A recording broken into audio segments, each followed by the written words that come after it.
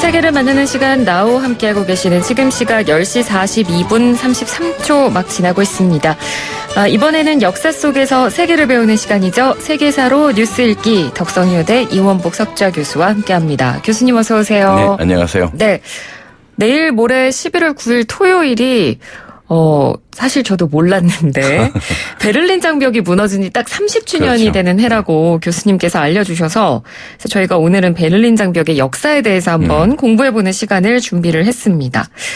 당시를 교수님께서는 굉장히 누구보다도 생생하게 기억하실 것 같은데. 제가 그 베를린 장벽 무너진 2달 뒤에 베를린에 갔어요. 왜냐하면 그때 그 자본주의 공산주의한 책을 쓴다고 네. 특별 허가를 받아가지고 당시에 소련에 갔다가 그 다음에 독일로 왔거든요. 네. 근데 제가 베를린 여러 번 갔는데 막혔을 때 갔거든요. 그때 굉장히 엄격한 심사를 거치고 저 고속도로에서 잘못 휴게소 들어가면 걸리고 간첩으로. 그렇게 살벌한 지역이 동네였는데 네. 딱 가니까 전부 동서가 막 왔다 갔다 하니까 너무 이상하더라고요. 그러니까 그 베를린 장벽이 무너지고 2달 뒤에 가셨을 때 실제로 거기가 그러면 장벽이 다 없이 뻥 뚫려 있고 장벽은 다 그대로 있는데 네. 그 이제 그 체크포인트라고 그러죠. 검문소가 지키는 사람이 없는 것이. 우와. 자유롭게 왕래할 수 있는 거죠. 옛날엔 찰리 체크포인트라고 그래가지고 있어가지고요. 지나는 사람 다 여권 검사하고 다 검사하고 그러죠. 체크포인트가 없어지고 검문 검시하는 사람도 없어지고 그 다음에 특히 이제 지키는 경찰들이 없어지고. 그럼 정말 그 역사의 현장을 실제로 눈앞에서 보셔서 더 생생하실 것 대단히 같아요. 감개무량했죠. 네. 그래서 언제나 우리나라에도 저런 날이 올까. 그러니까요. 이 베를린 장벽이 무너지게 된 계기가 네. 저도 이 이야기를 예전에 어디에선가 들었는데 이탈리아 기자가 오보를 해서 네, 뭐 그런 얘기가 있더라고요. 있죠. 뭐 이탈리아 기자가 당장 이게 열렸다. 이렇게 오보를 하니까 네. 동독 동베를린 시민들이 왁 몰려 나왔다. 그건 웃자고 하는 얘기고 그런 얘기 있을 수가 있는데 네. 이게 열릴 때가 되니까 열린 거예요. 그거 그렇습니다. 네, 왜냐하니까 지금 우리 이 89년 동구권 혁명에서 우리가 세 사람을 기억해야 됩니다. 네. 레히 바이엔사라고 하는 자유노조 폴란드. 그리고 요한 바오로 2세 교황, 당시의 교황. 네. 그리고 고르바초프 이 세 사람이 가장 큰 역할을 했죠. 그러니까 1980년에 레히 바이엔사가 자유노조, 어영노조가 아닌 공산당 어영노조가 아닌 그러니까 공산주의 파괴 운동을 시작한 거예요. 사실상 자유운동을. 네. 그것이 전체 동구권에 영향을 줘가지고 이 80년대부터 독일은 82년부터 이렇게 지하에서 은근히 이제 뭐 월요 기도회니 뭐니 통해가지고 굉장히 어떤 자유주의 물결이 팍 불이 붙었습니다. 네. 근데 그때 이제 85년에 이 소위 고르바초프가 들어오면서 페레스트로이카 그라스노스트 하면서 이제 완전히 폭발하게 되는 거죠. 지금 말씀해 주신 그런 동구권의 어떤 그 자유화를 향한 사람들의 물결에 대해서는 저희가 잠시 뒤에 조금 더 자세하게 하나하나 좀 짚어보도록 하고요. 그러니까 이 이탈리아 기자의 오보 실수라는 어떻게 보면 일종의 해프닝이죠. 어쨌든 뭐 촉발점? 계기가 된 거라고도 볼 수 있는데 그러니까 그때 당시를 조금 더 자세히 살펴보면 그 동독 지도부가 1989년 11월 9일에 기자회견을 통해서 여행 자유화를 발표하는 일이 있었는데 거기서 이탈리아 기자가 오보를 냈다라는 겁니다. 근데 저는 이 여행 자유화라는 말도 굉장히 생소했거든요. 그러니까 그 당시에는 동독 국민들한테 여행을 할 수 있는 자유마저도 없었던 건가요? 자유 있었죠. 자유가 보장이 돼 있는데 그것은 동구권 안에서만 갈 수가 있죠. 그러니까 서방 세계는 못 가는 거예요. 네. 갈 수는 있는데 돈이 없어 못 가요. 왜냐하니까 당시에 법적으로는 동독마르크하고 서독마르크가 1대1이었는데 네. 암시장에서 바꾸면 5대1, 10대1로 바꾸는 거죠. 근데 그걸 누가 1대1로 동독마르크를 누가 쳐줍니까? 네. 그러니까 이 동독 사람은 돈이 없어서 못 가는 거고 갈 수는 있는데 그래 엄격한 심사를 해야 되고 네. 근데 서독 사람은 이게 동독에 와서 한 100마르크만 바꾸면은요, 호텔에서 자고, 먹고, 쇼핑 잔뜩 해가고. 그렇게 여행의 자유는 허가돼 있는데, 동독 사람들한테는 동구권에서만 자유롭게 왔다 갔다 있는 거죠. 그러니까 동구권으로서의 여행은 괜찮았지만. 했는데, 그 서방세계로 여행이 이제 불가능하니까. 네. 컨트롤도 하고, 많이 규제를 하고 그러니까 이 사람들이 유지하는 것이 언론 자유하고 여행 자유와 자유롭게 우리가 세계를 다닐 수 있게 해다오. 거기에 그 서울 올림픽도 많이 작용했습니다. 서울 올림픽이요? 88 올림픽 그 전에 했잖아요. 네. 이 사람들이 그 우리 세계에 대해서 자본주의 세계에서 거짓말만 듣다가 서울의 발전하는 모습을 눈으로 본 거거든요. 거기 자극제가 되죠. 크게. 그렇군요. 그러니까 이 베를린 장벽이 무너지기 한 달 전부터 사실 동독 주민들은 이미 그런 어떤 빈부격차나 자유화에 대해서 계속해서 시위를 벌이고 있었던 거고. 라이프치히부터 시작해서 이제 그때 들고 나온 슬로건이 뭐냐면 We sind das Volk, We are the people. 우리가 국민이다 이거예요. 독일어 굉장히 잘하시네요, 교수님. 독일서 10년 있었거든요. 그런데 이게 왜 그런 말이 나오냐니까 이 공산당이 항상 입만연만하는 것이 인민을 위하여인데 너희들이 지금까지 우리를 위해서 한 게 뭐냐 인민이.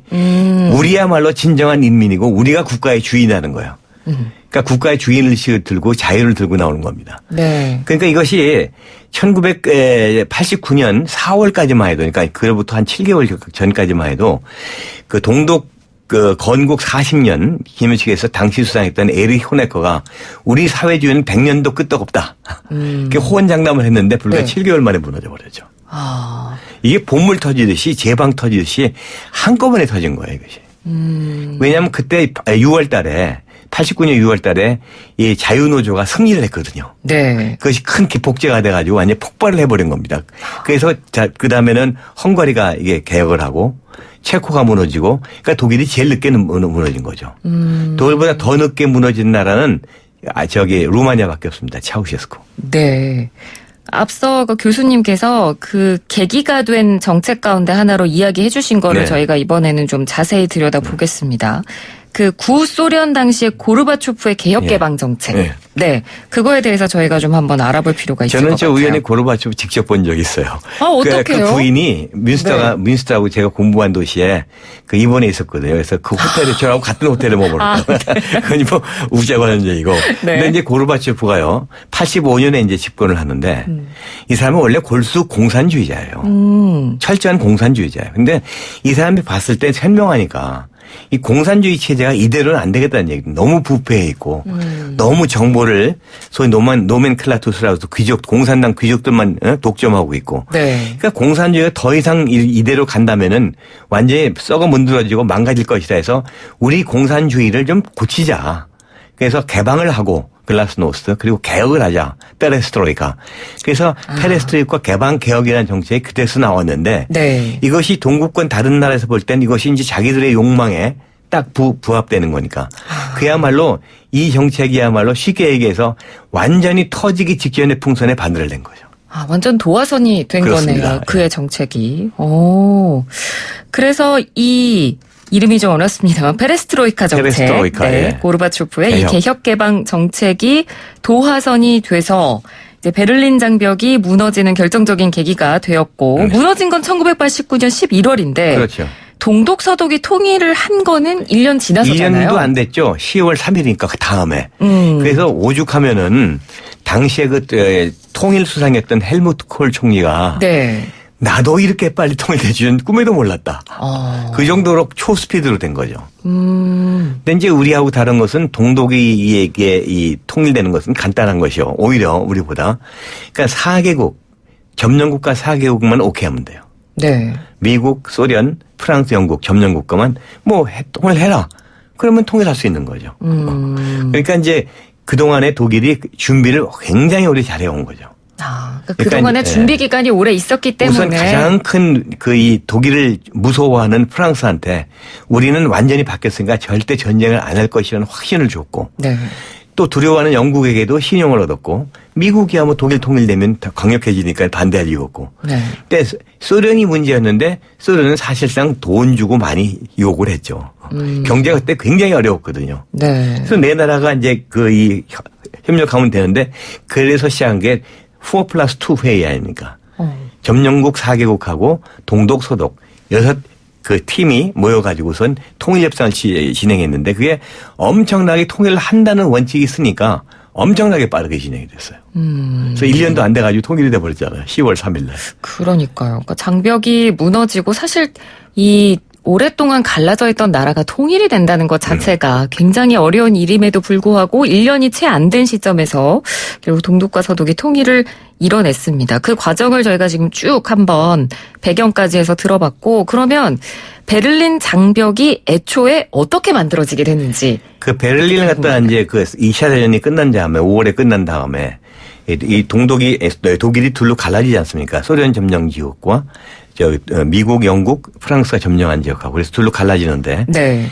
예, 베를린은 우리가 공동 관할하자. 이거 수도니까. 적국의 수도니까. 그래서 4개국이 베를린을 또 나눠서 했습니다. 네. 그러니까 두 개의 다른 자본주의와 공산주의 체제가 한 베를린 시내 안에서 동서 베를린으로 갈라져 가지고 시행되니까 이게 굉장히 많은 혼란이 생기는 거예요. 네. 그러니까 동베를린에 있는 사람들이 전부 이제 서베를린으로 넘어오고 동독에서 이 공산주의가 싫었던 사람들은, 공산주의가 싫은 사람들은 전부 동베를린으로 와서 서베를린으로 가서 그다음에 서독으로 가는 거죠. 그런 사람이 무려 300만이나 돼요. 네. 그러니까 소련에서 볼 때 이거 안 되겠거든요. 노동력도 줄어드는 것이고 여러 가지 사회주의 체면 문제도 있고. 그래가지고 거기 처음에는 철조망 비슷하게 했습니다, 이게.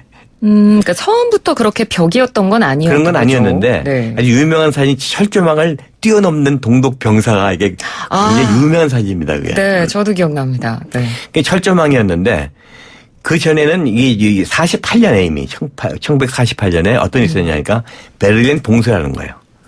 이제 이 네 나라가 공동 통치 안 된다.